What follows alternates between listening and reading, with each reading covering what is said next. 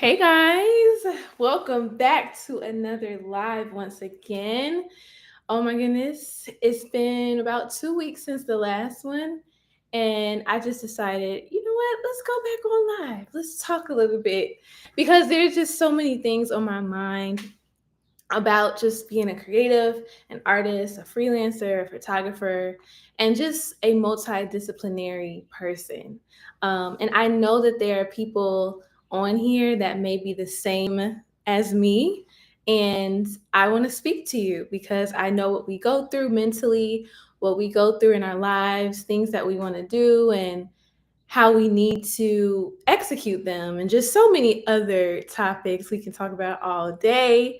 But I wanted to do just a quick rant today about getting organized as a creative artist, as a creative freelancer, and all of those things. If you're an artist, let's say you're a musician, you're a painter, you're a photographer, you're a dancer, a singer, a songwriter, a interior designer, whatever type of like art field you're in or creative field, because it doesn't always have to be in that space of art, which is a whole nother conversation between what creativity is, well, what being a creative is and what being an artist is. They walk that same line, but there are a few differences. But a creative could be someone that is a chef, and things like that. So I just wanted to talk about organization.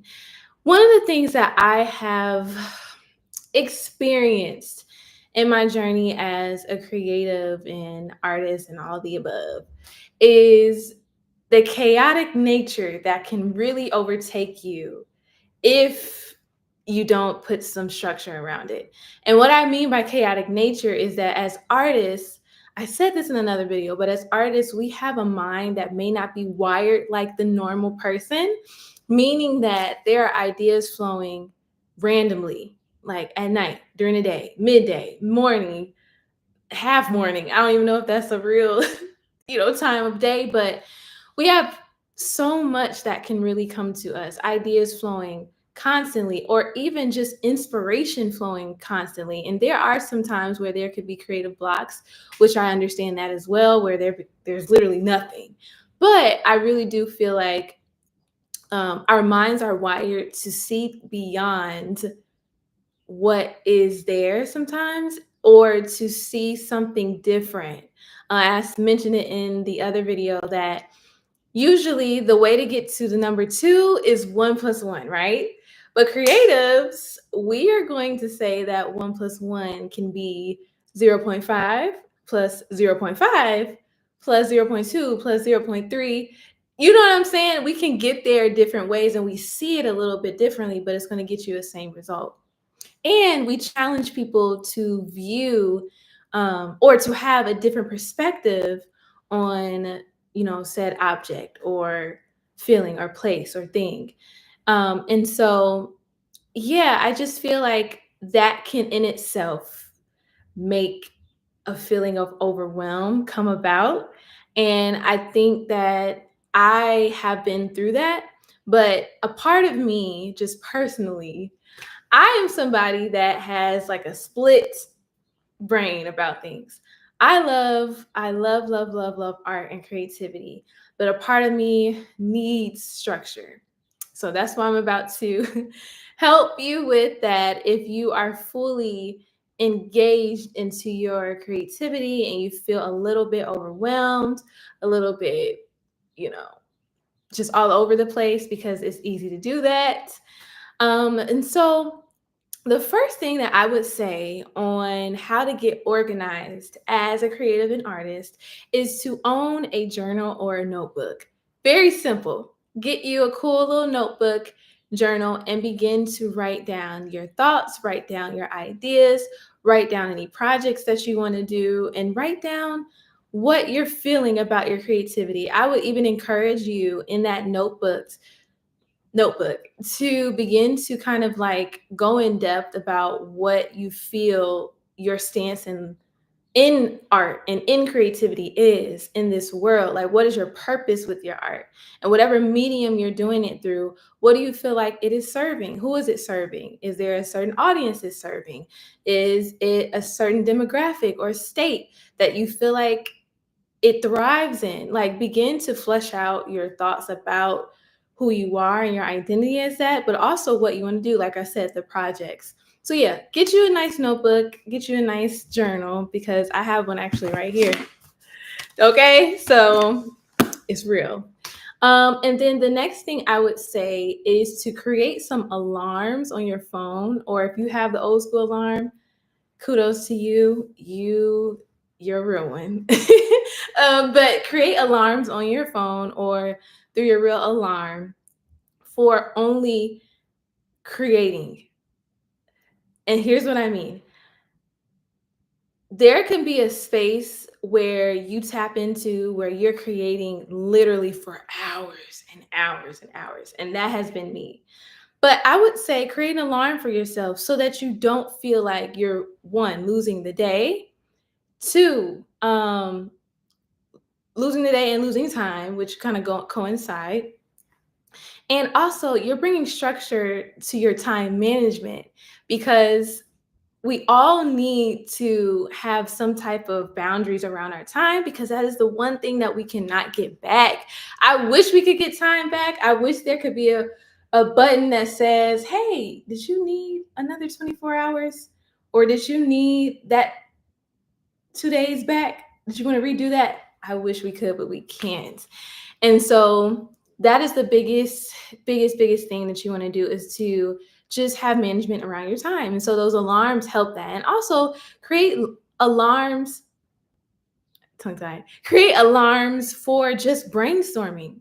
Kind of like with the notebook, just do it in that notebook, in that journal, and create a lot. Maybe it's 2 hours, maybe it's an hour, maybe you go to the library, maybe you go in your car and sit at the lake, and just make an alarm for yourself that, okay, between this time, I'm going to literally focus in. And that is another part that I would say within those time brackets, is to focus in.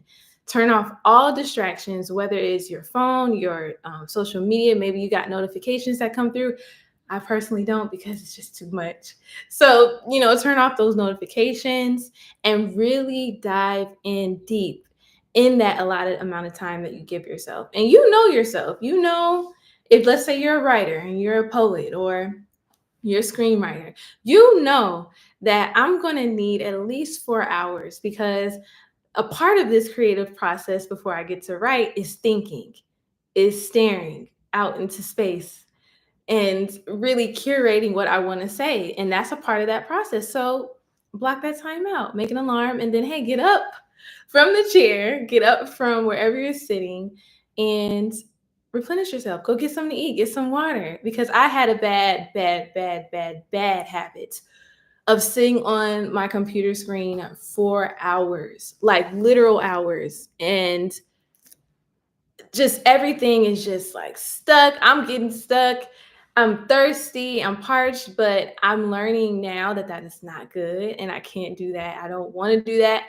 I would be up in the wee hours in the morning on the computer editing, researching, watching YouTube videos about creativity and some of my favorite bloggers as well, just doing too much.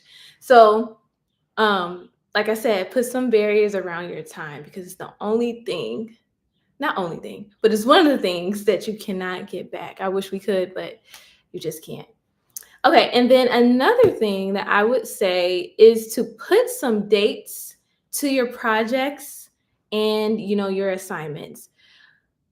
One thing that has literally transformed whatever I do, whether it is a pop-up, you know, portrait shop that I do, like the portrait market, or if it is a photo series, or if it is an art series online, or whatever it is, I literally have to put a date to when it's going to start and when it's going to end. And that helps, because we have the power to control what our projects are going to do and how long they're going to last and when they're going to come out. We really do.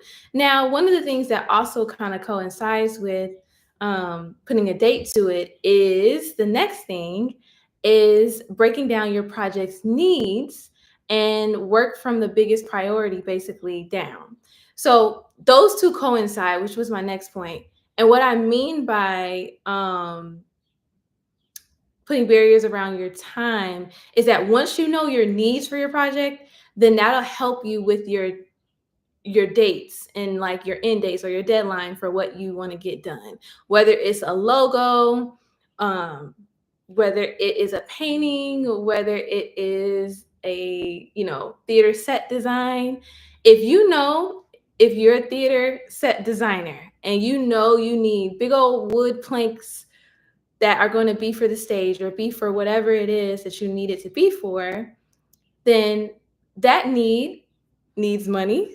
That needs workers. So like you have to kind of break that even down, and then you'll know your timeline. And so I hope that makes sense. I'm basically saying that once you know your project needs, it'll be easier to set dates for your project's ending and beginning. Yeah. And so that is really all I wanted to share with you guys. And I think that as you are on your creative journey, as you are doing visual art or videography, it's so many genres and so many mediums, to always remember that once you are organized, you will feel limitless. I'm telling you, having organization will bring structure to your brain and all those thoughts that go through it, especially as a creative and an artist. And it's going to help you to track yourself, to even look back and be like, oh my God, I've done this, and that. And your goals are being knocked off now because you brought structure, boundaries to your time, because that is the biggest thing that you want and that you want to keep and that you want to steward well. And so, yeah, I think, as we continue, just come on, let's get organized. Now I'm just talking, y'all. But no, seriously, I think it's really going to work for you because it works for me. And I think also working out your information, your thoughts on here is the biggest one. And I said that as number one for a reason. When you get stuff out of here, down here, nothing beats it. Nothing beats it. Because now it's real. You've materialized it. Now you can touch it. You can touch your words. You can see what was in here onto paper, and it now becomes alive. And so, yeah. But thank you guys so much for watching this live stream. If you're on live now or if you're watching the replay, I appreciate you so much. If you're watching this during the day, have a good day. And if you're watching this, at night, have a good night. But then also, if you're watching this in the week, have a good week. And if you're watching this on the weekend, have a great weekend. And I will talk to y'all soon. See ya.